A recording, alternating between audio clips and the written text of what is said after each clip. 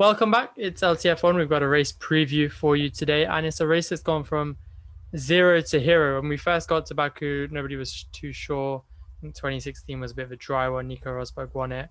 But after that, we've had some bangers there, and it's really gone to being one of the favored races of the season. So well done, Baku. Last time out, Valtteri Bottas won. He's had pretty bad luck around the Baku streets, but he's been pretty decent around it every time they've been there. So maybe this weekend's his chance to shine. But other stories going into the weekend: Red Bull's flexi wings. The FIA are going to be having a new test, and Mercedes are planning to protest the result of this weekend's race should Red Bull run the flexi wing, and that is just F1 politics for you. I'm pretty sure Red Bull didn't wait 30 seconds to protest DAS and the Racing Point and so on, and this and that, and Ferrari's engine, and it's just the way it is in F1. They protest, they go for clarification, and it's part of the drama. It's fun to watch. And I think Red Bull are going to be strong this weekend. They have the momentum going in their favor. Max Verstappen is doing really well every single race. Even if he's not winning the races, he's still doing really well. We've seen at a power track like Bahrain, he had the opportunity to win. Strategy let him down. Monaco controlled the race. He's led more laps than anyone else this year, and he's still come off second best, really. Even though he's marginally ahead in the championship, he's come off second best because the team haven't been there to support him at times, because the number 2 driver hasn't been there to support him at times. So it's going to be really crucial this weekend, especially. We know that the pit strategy can play a massive role around Baku. If you're close and if you're fighting, think back to Daniel Ricciardo and Max Verstappen. Ricciardo got out in front, but then Verstappen made the overcut work. So preserving your tires is going to be a big point, and that is where I think Mercedes will struggle. We've seen them struggle. We've seen them struggle in Monaco to really fire the tires up and get them in that window and keep them there. It's less essential here, but it's still essential. That being said, we've got the longest straight on the calendar, I think. With a Mercedes engine in the back, you got to put bets on them. You got to put bets on Hamilton now that he's down in the championship for the first time in forever to really pull something out of the bag here. And it should be an interesting one. Further down the field, we've got Ferrari. Can they keep up the good work from last weekend? To be honest, I doubt it. Monaco, it's not a very power-heavy track. It's very, very much based on your mechanical grip and the downforce your chassis is producing. So they came good there, but probably because power wasn't an issue there. I'd be very surprised if they could repeat it. But if anyone is going to be repeating it, it's going to be Ferrari. It's going to be those two. Both drivers are in form and going for it. So hopefully we'll see. And don't forget, Charles Leclerc does have the lap record in a Ferrari around Baku. So maybe, just maybe, they can bring something to really push it and take it to the next team I'm going to talk about, which is McLaren. In the hands of Norris, what a car. It is looking amazing, and it is looking like they're going to go on to be consistently pushing for that best of the rest behind the top 3 and picking up where the top 3 fail on podiums. So they have a really good chance. If Daniel Ricciardo can get on top of it, then great. If he can't, it's really going to hurt McLaren in the constructors. We're 6 races in. He really needs to get on top of it. And the longer it takes, the less favors he's doing for his career long run, the less favors he's doing for his reputation.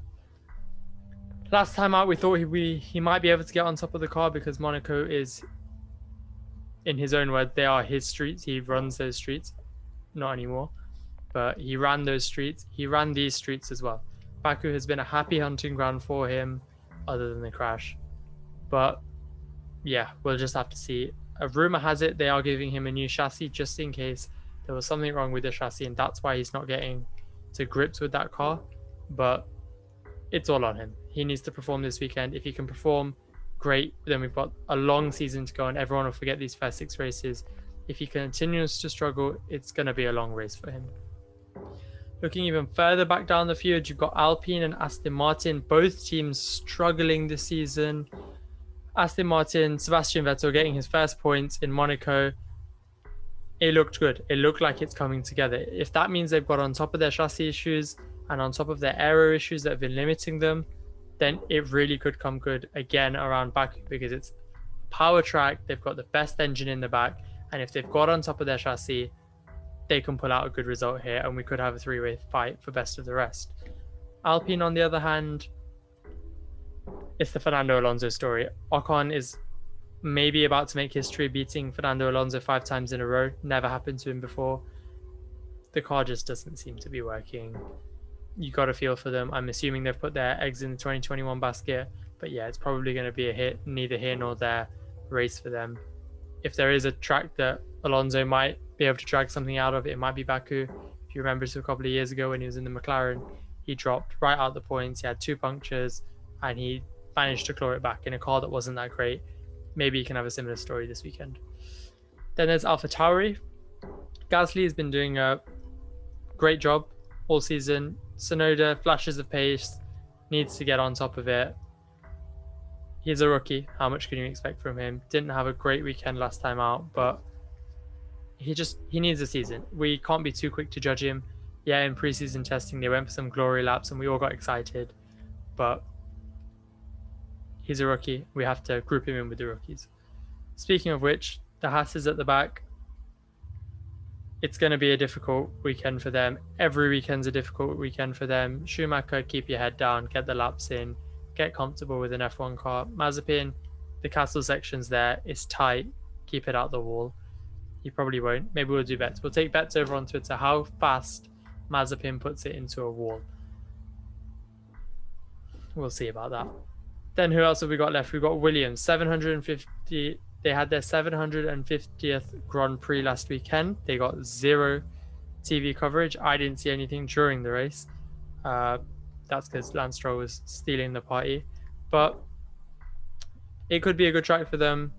It could not be a good track for them. The car seems a bit unpredictable. They have flashes here and there, but let's be honest, they've not made a massive step. It is still all eyes towards next year. And to see whether they even have George Russell in the car next year. Transfer rumors are swirling. We'll see.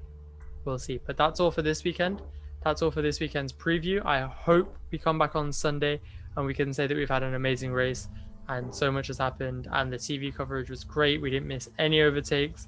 I hope we can say maybe George Russell got in the points and Daniel Ricciardo got on top of his car. But I don't see that happening. I think it's going to be more of the same this weekend.